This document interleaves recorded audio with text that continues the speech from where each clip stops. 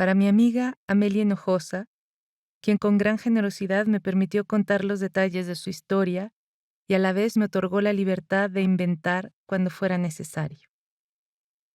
If you never wept and want to, have a child.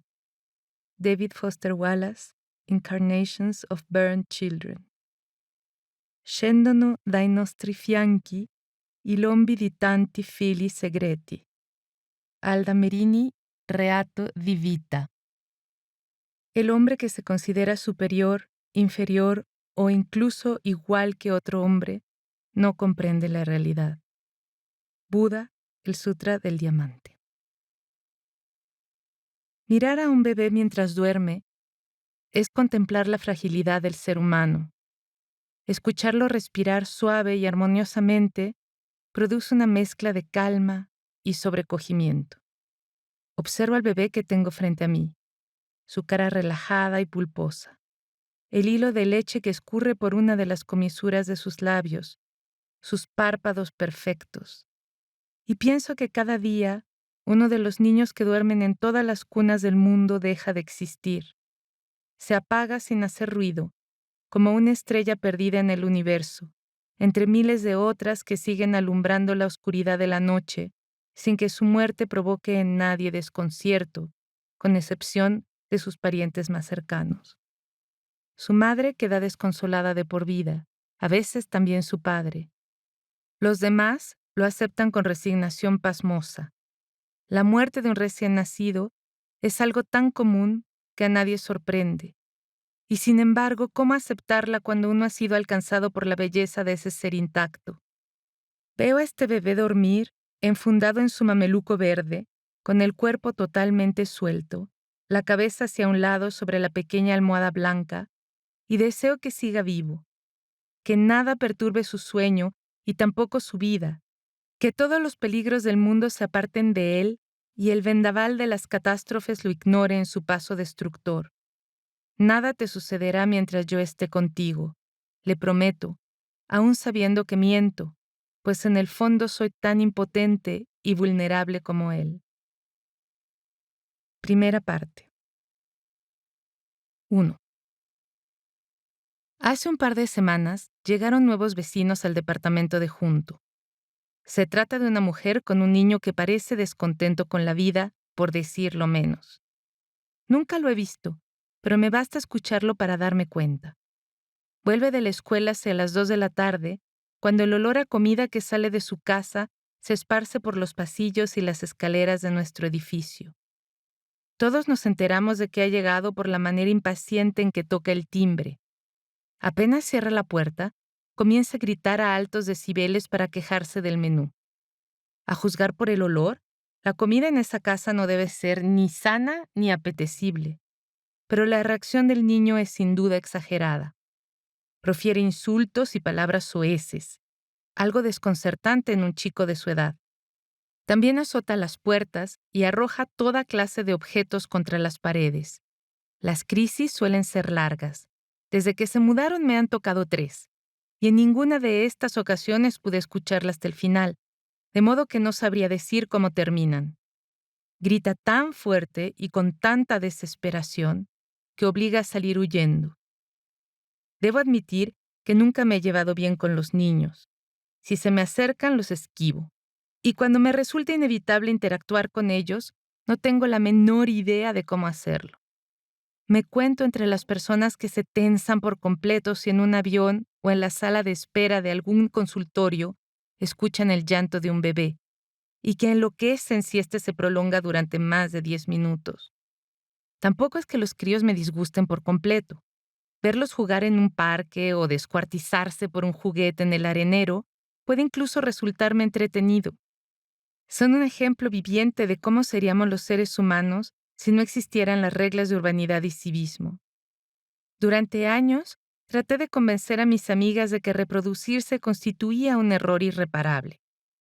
Les decía que un hijo, por tierno y dulce que fuera en sus buenos momentos, siempre representaría un límite a su libertad, un peso económico, para no hablar del desgaste físico y emocional que ocasionan.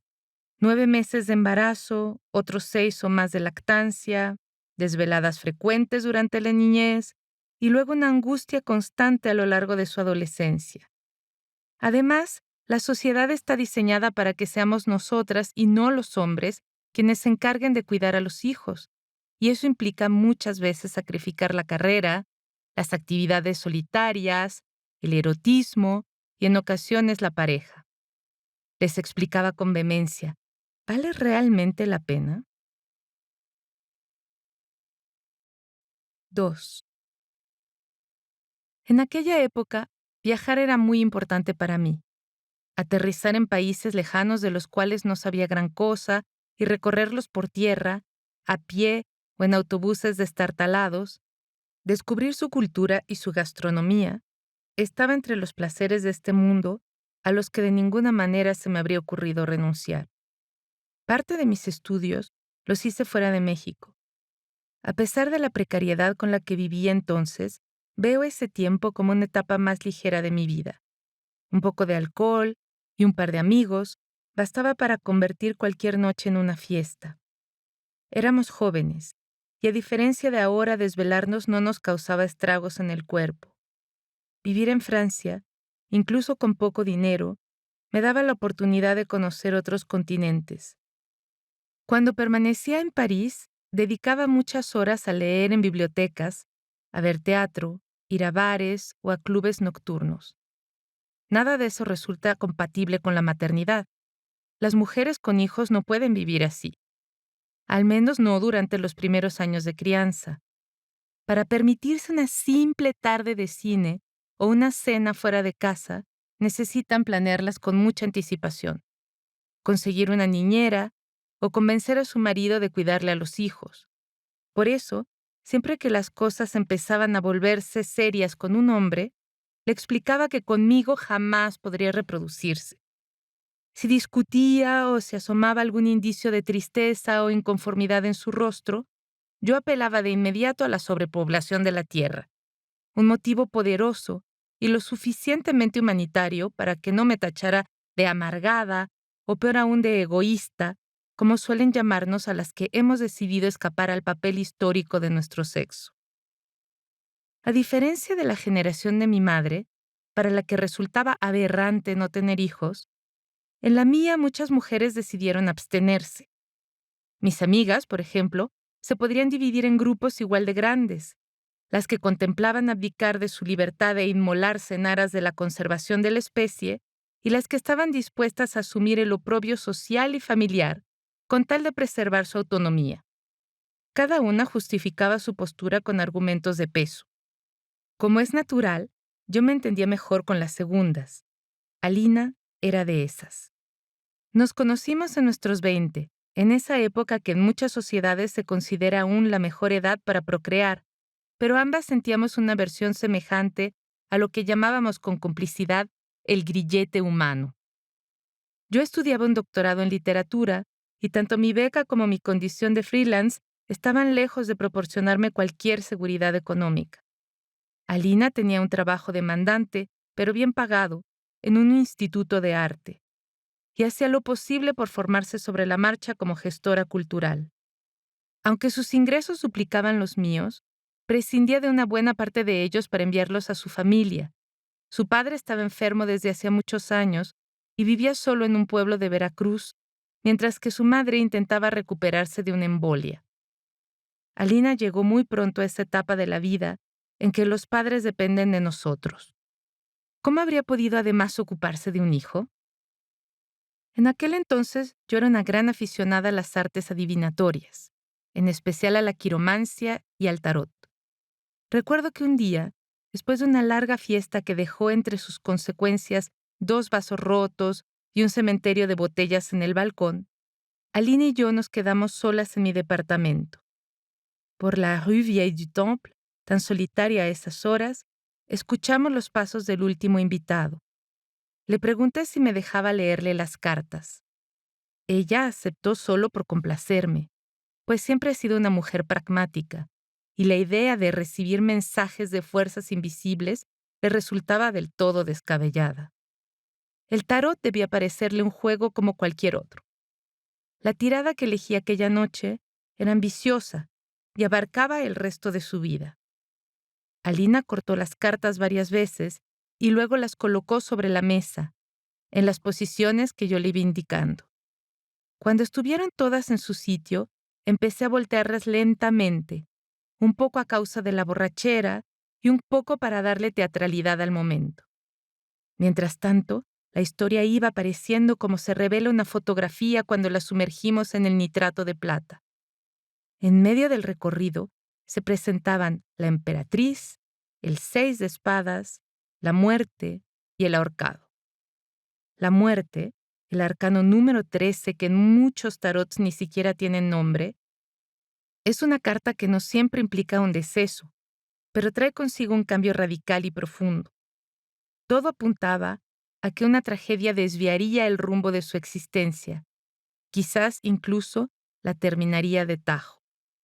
Me vi obligada a hacer un esfuerzo para ocultar mi contrariedad. Alina debió notar mi cara de desconcierto porque preguntó preocupada lo que estaba leyendo. Aquí dice que serás madre y que tu vida se volverá un claustro, le espeté con una sonrisa juguetona. Alina negó, sacudiendo con fuerza la cabeza mientras reía, pensando seguramente que se trataba de una tomadura de pelo. Pero sus grandes ojos negros me miraban interrogantes y adiviné en ellos un fondo de inquietud. Seguimos bebiendo y un par de horas después, cuando nos terminamos la última botella, la despedí en la puerta del edificio. Subí las escaleras hasta mi casa y me metí en la cama asustada por lo que había visto. Meses después, Alina decidió volver a México, donde encontró un buen empleo en una galería. Yo, en cambio, permanecí otro año en Francia y luego, al terminar la maestría, me puse a viajar por el sur de Asia.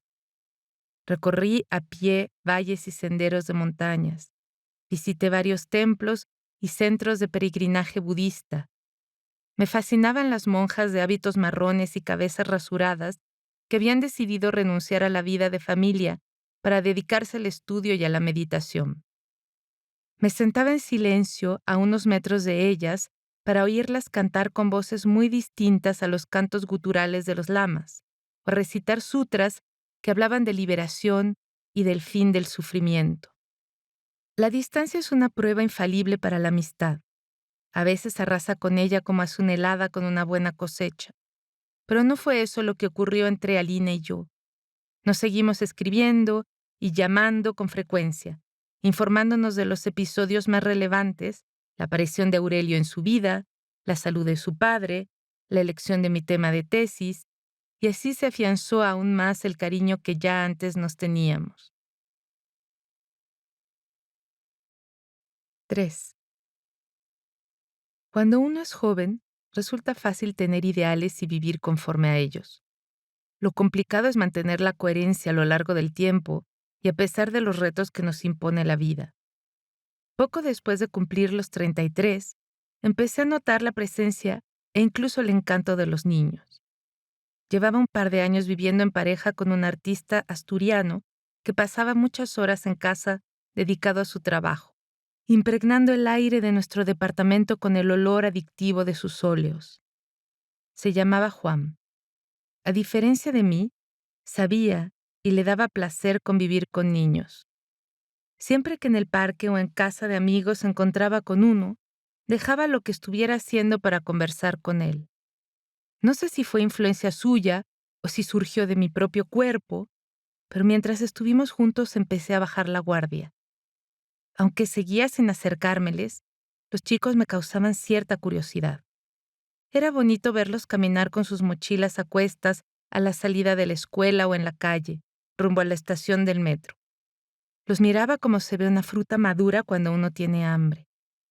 Sin darme cuenta, empecé a fijarme también en las mujeres embarazadas.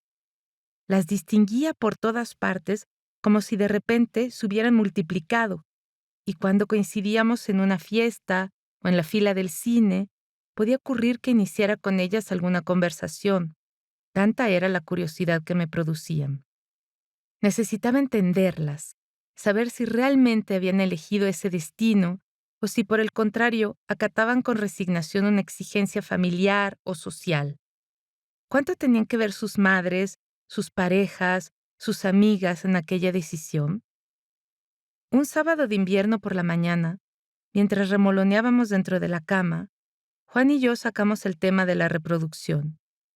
Me dijo que tenía muchas ganas de tener un hijo y que solo esperaba que yo le diera luz verde.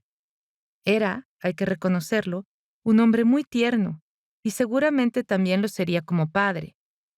Por mi mente pasaron escenas de nosotros cuidando juntos un bebé, midiendo la temperatura al agua de una bañera o por la calle empujando una carriola. Esa vida de familia estaba ahí, al alcance de mi mano. Bastaba dejar el preservativo sobre la mesita de noche, quizás una sola vez, para cruzar el umbral hacia la maternidad. De manera similar a alguien que sin haber pensado jamás en el suicidio se deja seducir por el abismo en la terraza de un rascacielos, sentí la tentación del embarazo. Juan me apartó el cabello de la cara y comenzó a besarme efusivamente. Sentí su miembro erguido junto a mi muslo, dispuesto a cumplir de inmediato con el dictado de la naturaleza. Cedí con fascinación a aquella fuerza arrolladora durante un par de minutos. Luego, finalmente, mi instinto de supervivencia hasta entonces adormecido reaccionó y me sacó de la cama. A pesar de que afuera estaba nevando, corrí hacia la terraza para encenderme un cigarro. Me dije que el reloj biológico se había apoderado de mi razón. Si no encontraba una estrategia suficientemente eficaz como para resistir, la vida que había construido con tantos esfuerzos corría un grave peligro. Permanecí en silencio todo el fin de semana.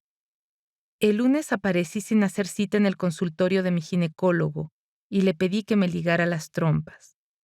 Después de hacerme una serie de preguntas para medir mi certeza, el médico consultó su agenda.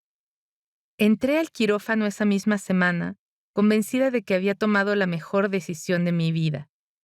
El cirujano hizo su trabajo con pericia, pero durante la convalecencia contraje una infección causada por una de esas bacterias de hospital tan difíciles de erradicar.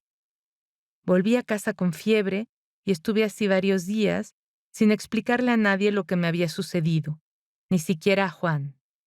Después, cuando me dieron de alta, llamé por teléfono a Lina, segura de que solo ella sería capaz de comprenderme. A partir de entonces las cosas con Juan empezaron a desagregarse.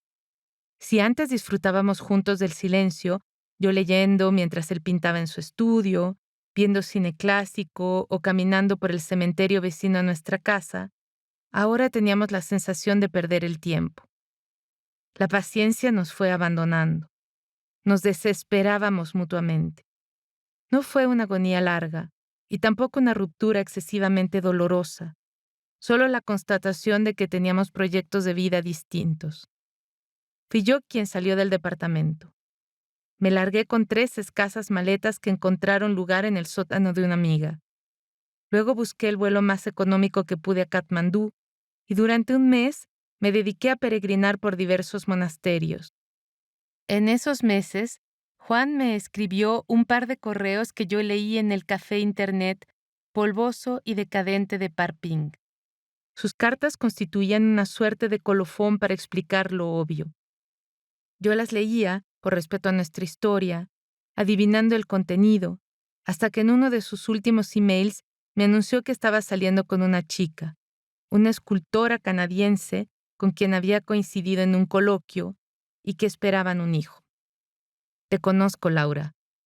Sé que no te gustaría enterarte por otra persona, así que he preferido decírtelo. La noticia me entristeció, pero creo que de alguna forma me ayudó a cortar con el pasado. Era el momento de hacer un cambio radical en mi vida. Decidí dejar París y volver a México para terminar ahí la escritura de mi tesis.